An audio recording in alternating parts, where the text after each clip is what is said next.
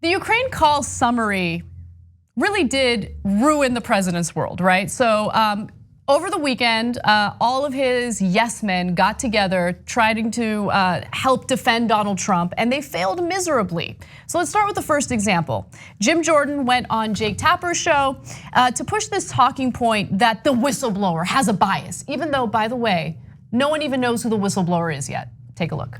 You had a bureaucrat who didn't like the president. Wait. What are you talking about? We know he didn't like the president. No, we don't know that. The Inspector General says there's an indicia of arguable political bias. That is Washington. That is Washington speak for this guy didn't like the president. Let's go into that because I have that up here. It says, although the ICIG, that's the Intelligence Committee Inspector General's preliminary review, identified some indicia of an arguable political bias on the part of the complainant in favor of a rival political candidate, such evidence did not change my determination that the complaint related to the urgent concern appears credible. So first of all, that could mean that he interned for John McCain 20 years ago. We have no idea what it means. Second of all, he says in that same sentence that it did not change his determination that the complaint is credible. That's a Trump appointee saying that. Look at Jake Tapper tapping into that on-the-spot fact-checking. Yeah. That's impressive, and it shouldn't be impressive. It should be indicative of how coverage is done, but it's rare, so good for him. So I want to talk about the whistleblower a little bit more because Donald Trump is threatening him with consequences, literally. And so just quickly read you a tweet. In addition, he wrote, I want to meet not only my accuser who presented second and third hand information, of course, all in caps, but also the person who illegally gave this information, which was largely incorrect to the whistleblower. Was this person spying, that's also in all caps, on the US president? Big consequences. Okay, now let's note a couple things. Whistleblowers are called that because they have legal protections. They're saying, I think the government is doing something wrong. I am not going to leak it. I'm not going to just release it to the public. I am going to follow legal procedures within the government to be a whistleblower and bring it to the attention of the right people within the government. So now Trump and his allies on TV are going, big consequence. If we ever find that whistleblower, we're trying to find him, we're trying to out him, and he's gonna suffer for what he did. That's illegal.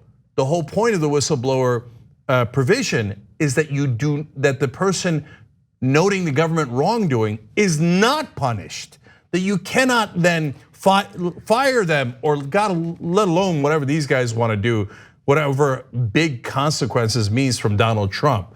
So what they're proposing to do is deeply illegal, to find out someone who told of their wrongdoing and then punish them for it. Exactly. It's the whole point of the statute. Okay, and then one more thing. He says, I want to face my accuser. Actually, that's a fair request, and that's a thing that is in American jurisprudence. So in order to face his accuser, though, you have that right when you are at trial. So if you'd like to have a trial, whether it's in the Senate or in an actual court, we would love to have you meet your accuser. Let's do it. Let's do it. I'm all for it. Your wish is our command. I mean, you're the president. Yeah, definitely. By the way, I just want to note this for the record. So there are people on the left right now who are very vocal in their support of this whistleblower for obvious reasons. You should be supportive of the whistleblower, and there should be protections for whistleblowers. But note their silence on protections for whistleblowers like Edward Snowden or Chelsea Manning. There wasn't this voracious, not voracious, vociferous, I should say, vociferous defense of those whistleblowers. Now they didn't go through official channels, but it doesn't matter, right? What they did was important, and they deserve the same type of protections. So that's the critique of the Democratic establishment, and that is 100% right. Now the critique of the Republicans is, I had Edward Snowden on the show last week, and we talked about this. So the Republicans were like, that's traitor scum. He didn't go through the right procedures. He just leaked it and then ran away. If he'd just gone through the right legal procedures and been a whistleblower, then we would have found him out and crushed him with big consequences. Wait, which one is it? Right. Right? You were telling Snowden to go through the process. This guy goes through the process. Now you guys are all cheerleading for Donald Trump, saying we can't wait to get to some bitch and hurt him. So, gee, I wonder why Snowden didn't believe in this process. Because of people like Donald Trump and Jim Jordan.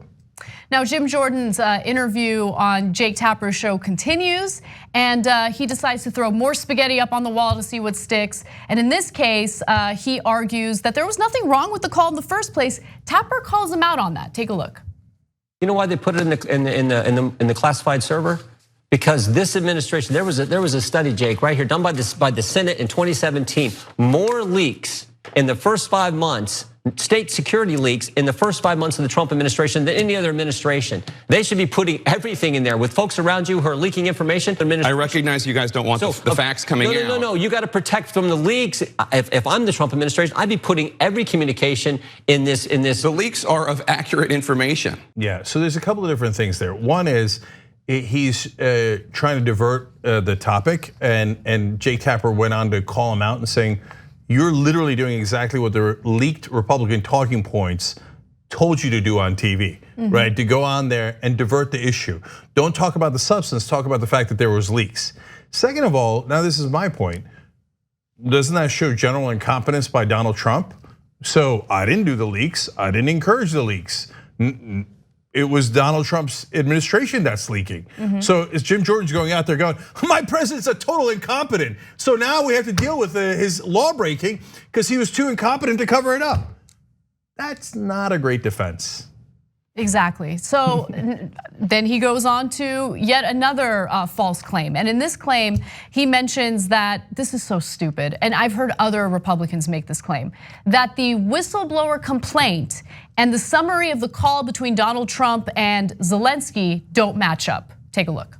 I say look at the transcript, and the transcript gives you no reason to impeach this president, overturn an election where the people spoke, I think, loud and clear. Now, the acting director of national intelligence, Joseph Maguire, another Trump appointee, just like the inspector general, was asked by Congress about whether or not the transcript matched up with the complaint. Here's what he had to say. I would say that the whistleblower's complaint is in alignment with what was released yesterday by the president. So the acting director of national intelligence says that the transcript backs up what the whistleblower says. And we also found out that the White House did in fact take the transcript and put it in this secret compartmented computer server to block anybody else from getting it. So those are the two main charges, and they're both true. By the way, Stephen Miller tried this same argument while he was being interviewed by Chris Wallace, and he wasn't having any of it. The summary of that phone call tells you everything you need to know, and it does match with the whistleblower complaint, period. I mean, they're insulting everyone's intelligence. We can all read. We can read both documents. They're not even that long, and you can tell that they match. But even if you didn't have the whistleblower complaint, and all you had was a summary of that call, Donald Trump asked a foreign leader to dig up dirt on his political rival in July.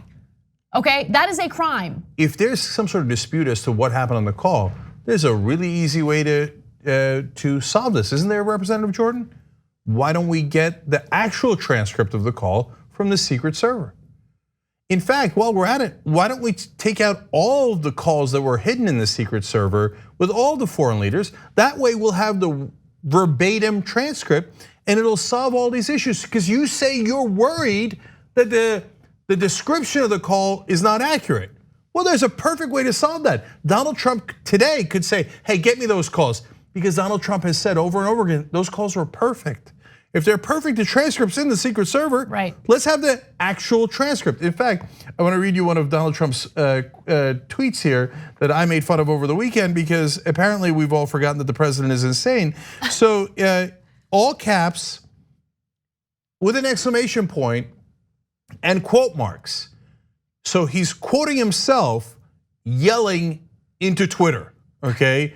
And it just says, it was a perfect conversation with Ukraine president.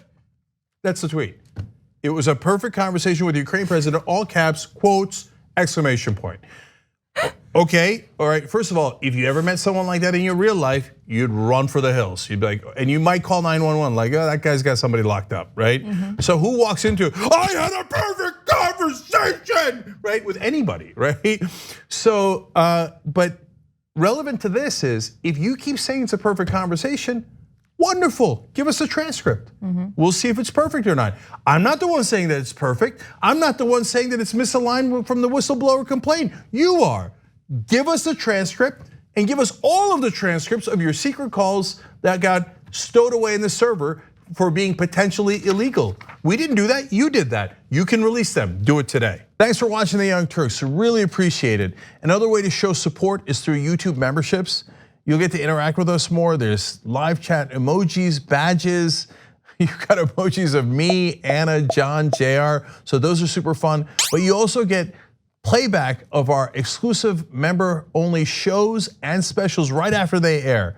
So all of that, all you gotta do is click that join button right underneath the video. Thank you.